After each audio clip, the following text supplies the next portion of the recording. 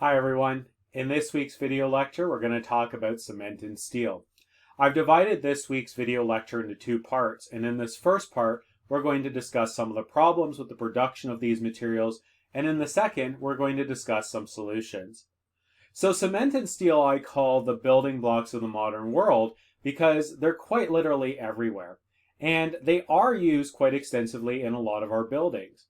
And we also use cement and steel together for a lot of our other structures like bridges as well. Steel also finds its way into a lot of consumer products. So things like your cars, your stainless steel pots and pans, and a lot of the tools that we use and machinery that we use is also manufactured with steel. The problem, however, is that they generate a lot of greenhouse gases. So we're going to look at some of the reasons why that is, and then look at some of the ways we can deal with it.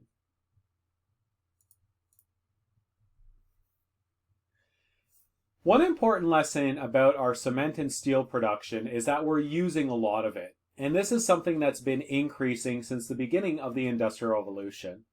This graph shows that as population has grown in the 20th century, the amount of cement and steel that we've used have tended to increase as well. You'll notice that the amount of cement that we're using has increased even more than steel. And part of the reason is because there's a lot more things that we use cement than we used to, and part of this is because we recycle a lot of steel.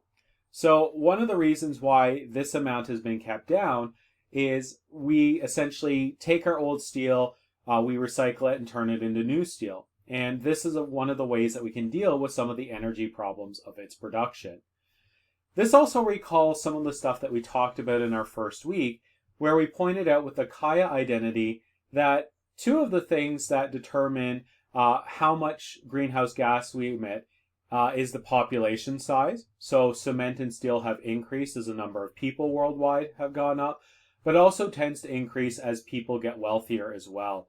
So as we've started using more fossil fuels and as people can afford more cement and more steel, they tend to use it.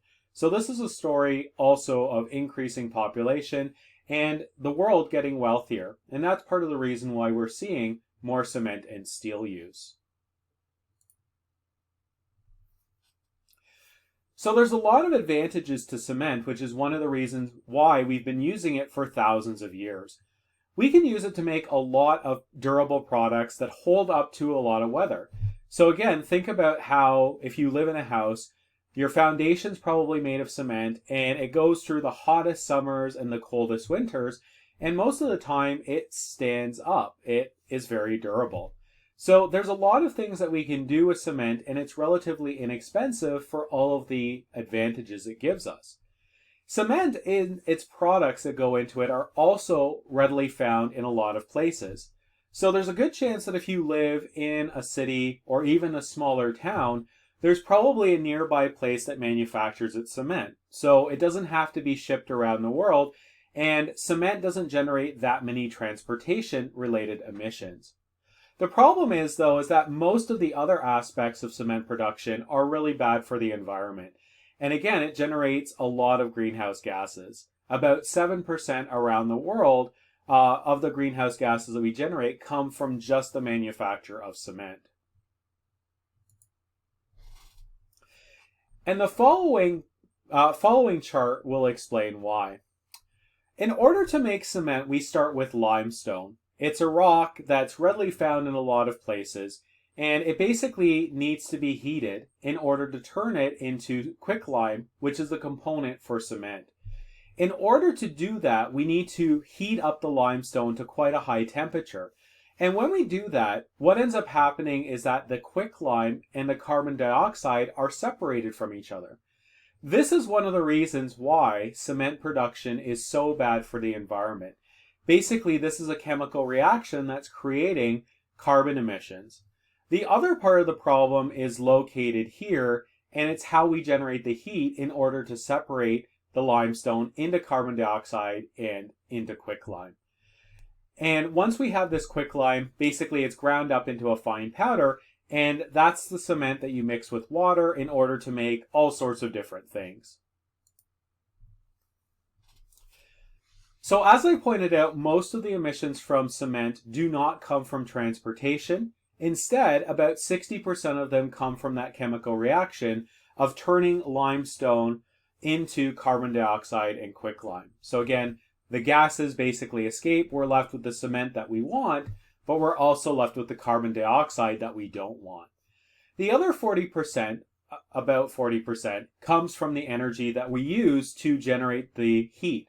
Most of the time we're using natural gas, and in some places we're using coal to power this breakdown process.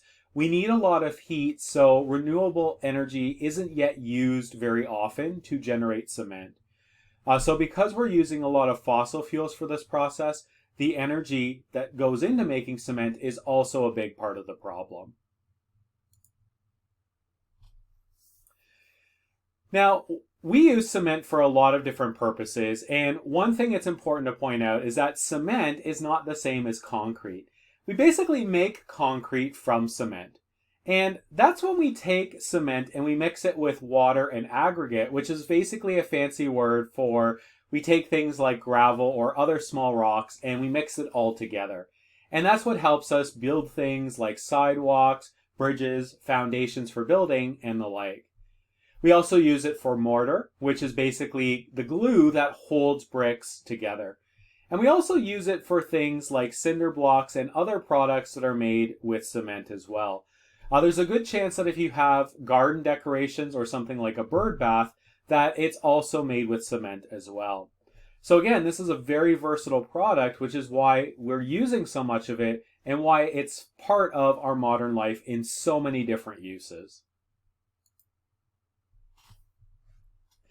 Now, to give you a sense of how much cement the world is using, consider the following graph here that compares how much cement the United States used in the whole 20th century versus how much China used in just 3 years. China actually used quite a bit more in the years 2011 to 2013 than the United States did in an entire century. And this picture over here of Shanghai gives us one reason why that is. So you'll notice that in the foreground there's a lot of high-rises already in place, but when we fast forward about 20 years after this initial picture, we see that a lot more skyscrapers have been constructed. And again, skyscrapers are one of those things that we use a lot of cement in. It's very difficult to make a 20 or 30 or 40-story building with other materials, which is one of the reasons why we rely on cement so much. A couple of other things that are important to understand about China's cement use is that a lot of it is going back to some of the things that we discussed on a previous slide. A lot of people are moving from rural areas in China and they're moving into urban centers. So we need more apartments and businesses to serve the people who are moving to the cities. And because China is getting wealthier, they're building more as well. So again, going back to the Kaya identity, part of China's cement use is due to population growth and the fact that the average Chinese citizen is getting wealthier over time as well. There's also some reasons that are related to materials. So in Canada, we have a lot of wood sources, and this is one of the reasons why if you look at a lot of houses or other buildings, this is one of the reasons why we use a lot of wood as a building material, because it's widely available in our country. However, China does not have nearly as many timber sources, so they're relying on cement for more of their building projects. One of the other things that was also an issue is that China was using cement that's of lower quality. So most typical concrete projects that use cement in Canada are designed to last about 50 years before they need to be fixed or they need to be replaced. However, the lower quality concrete that China uses needs to be replaced every 20 to 30 years in many of those projects. So as a result, they're having to generate more of it because they're replacing it or fixing it up much more often than we are in North America.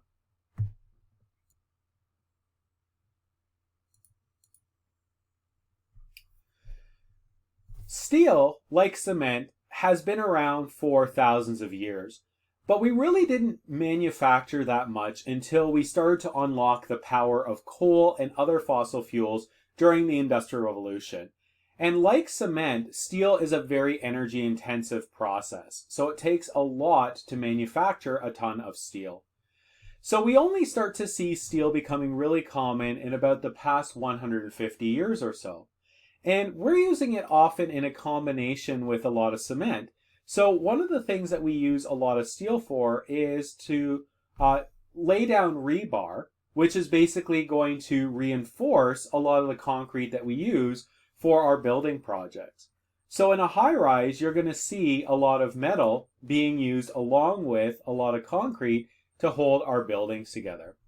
And just like cement, this is something that's generating way too many emissions. And if we want to use steel in our building projects and other things that we use it for, like our cars, like our consumer products, we need to figure out a way to make it greener. And on this slide, I'm going to explain a little bit about the process by which we make steel. Steel is largely made up of iron, but iron is not in a form that we can actually use to make steel initially. Instead, what we tend to find is that it's in the form normally of iron ore. And iron ore is made up of both iron and oxygen. Now you may notice that the chemical symbol for this is FeO. O stands for oxygen, but what does Fe stand for?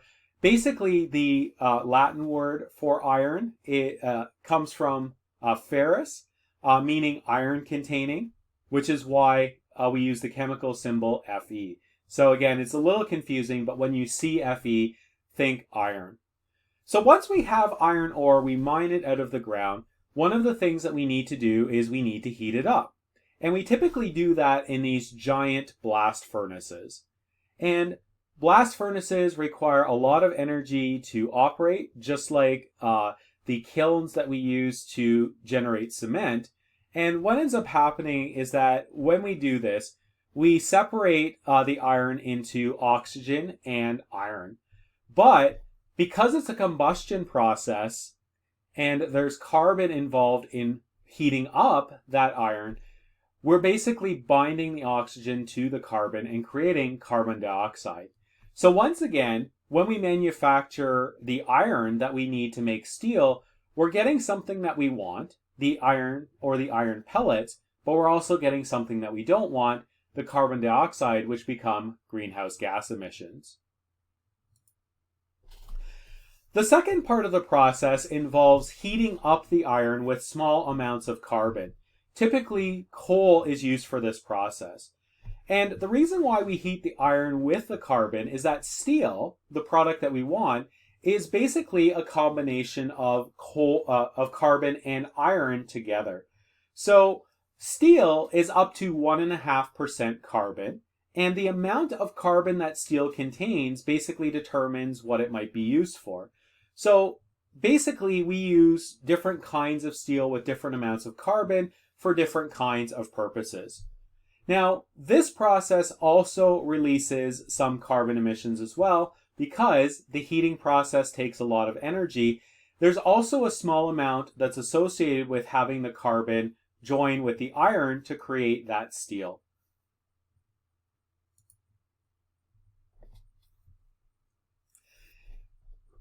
And once again, just like in the cement manufacturing process, normally around the world what we're using is coal and sometimes natural gas.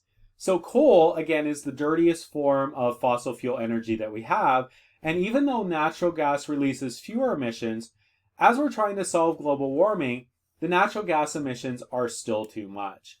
Only a very small part of it actually comes from the process of adding the carbon to the iron to make steel. It's about 5%. And again, this is going to be basically next to impossible to get rid of because, again, that's essentially what steel is. It's getting carbon into the iron to create that new product. But the good news is that it's only a very small part, and we would be able to solve the 5% much more easily with things like planting trees or other ways to reduce emissions. But when 95% of the emissions are coming from the heating process and separating out the iron from the iron ore, then we have a much bigger problem. And so what we need to do is to try to figure out a solution to make steel production greener as well.